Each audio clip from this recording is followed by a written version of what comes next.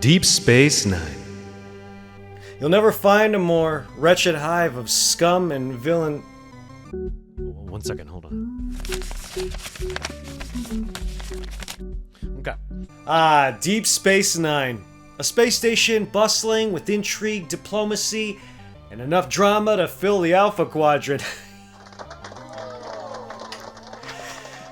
But amid the galactic politics and epic space battles, there's one character who stands out, no, not for his heroic deeds or his evil plots, but for just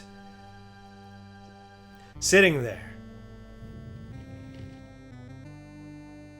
Morn, Deep Space Nine's most talkative, silent character. What is this voice I'm doing? Morn was a male Lurian courier. Think of him as the guy who delivers your packages, but with a lot more personality. He ran a shipping business that was as exciting as watching paint dry. Seriously, his cargo was so mundane. How mundane was it? It was so mundane, it might as well have been a sentient pile of self-sealing stem bolts. But Morn was no ordinary courier. He gained quite the reputation on Deep Space Nine for being social and talkative. So much so that people often forgot he was the guy who never said a word on screen for us, the filthy viewing audience. He was a fixture at Quark's bar, where he could be found frequenting the same stool, indulging in a wide array of alcoholic beverages and women. Morn's backstory and history is packed with more twists and turns than a Cardassian's spine. He first schlepped on into Quark's in 2364, when he still had his luscious locks. Little did Quark know, Morn was not just another customer passing through. That stool he was about to plant his flat ass on would soon become legend. Wait for it. Dairy. In 2365, he was one of 5 thieves in the infamous Lesepian Mother's Day heist. You know the one.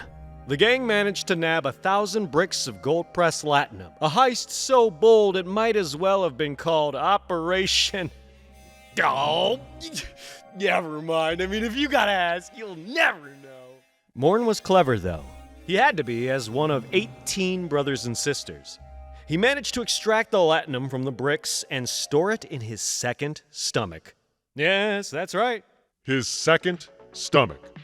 Because who needs just one stomach when you can have 2 and use one as a vault for stolen goods? Think about it. Unfortunately, this did lead to a minor side effect. His hair started falling out, and no amount of minoxidil canartinis were going to fix it. Don't worry, it's guaranteed to grow hair within a week. Though if you ask me, that dome of yours is hairy enough. Besides, hasn't there been enough change around here already? When the Cardassians retreated in 2369, Morn stayed behind on Deep Space Nine. He became Quark's most reliable customer and even dabbled in business ventures, like setting up an illegal Cardassian bullfighting ring. Yes, bullfighting! Morn was discovered painting numbers on the Vols, which is, let's face it, an odd yet oddly fitting side gig for the man. When I came in, he and Morn were painting numbers on the Vols' backs. We were just counting them to see how many we'd caught. Sure, Morn's life was filled with memorable moments. Why, one time in the weeks before the Dominion War, Morn went into a frenzy and lost control after hearing Quark scream something about an impending mutual destruction. He then proceeded to attack Quark with a bar stool, then bolted out of the bar and through the promenade, allegedly shouting, We're all doomed. I love that guy. Then that frantic dash led him to the Bajoran shrine where, and you're gonna laugh at this. He burst in stark naked, fell to his knees, crying out to the prophets for protection. Morn, of all people, who would have thought he'd just snap like that? Now, Morn wasn't all chaos. He played a critical role during the Dominion War. he managed to deliver a vital encoded message about the Cardassians' plans to Captain Sisko, helping the Federation launch Operation Return. which was pivotal in saving the Alpha Quadrant. This was classic Morn, quietly making a huge difference while avoiding the limelight. You gotta love that petrified avocado man. Look at him over there. Now, as a regular of Quark's bar, Morn was quite the ladies' man. He was often seen rizzing up various women of various species, from Bajorans to Koberians. I mean, you all know what I'm talking about, don't you? Jadzia Dax once asked him out, but Morn wasn't interested. Barfly that he is, Morn never managed to get the hang of darts. Though he and Worf did have some epic holosuite battles. Worf thought he was an excellent sparring partner, which, considering Worf's standards, is actually kind of high praise. I will apologize for this at a later time. You are in my seat! Now, here's where things get really interesting. Our boy Morn once went on a business trip in mid-2374, leaving behind a shipment of rotting Livanian beets in Cargo Bay 3. Now, if you recognize that setup, you know what's coming. Quark, ever the opportunist, created a hologram of Morn to keep the bar's ambiance intact, because apparently Morn was that crucial to the atmosphere.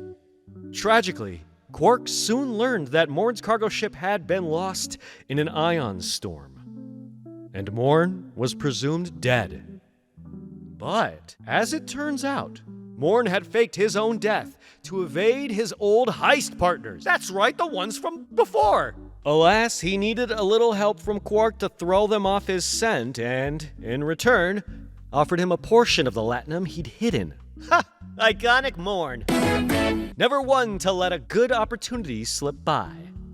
Morn led a bustling life full of antics and covert operations, all while managing to leave a mark on everyone he met. Whether he was charming the ladies or getting into trouble, Morn was a beloved figure on Deep Space Nine. So next time you're at a bar and you see a regular who seems to have a never-ending supply of stories, or just a really well-worn stool, remember, nothing. They might just be any old living being, but maybe, just maybe,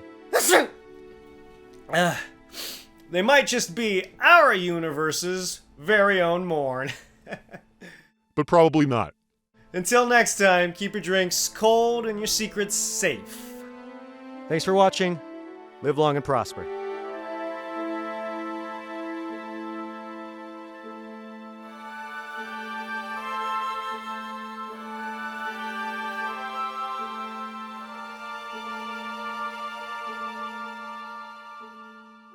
If you like this and you want to see more, consider contributing to the Patreon or the Ko-fi page.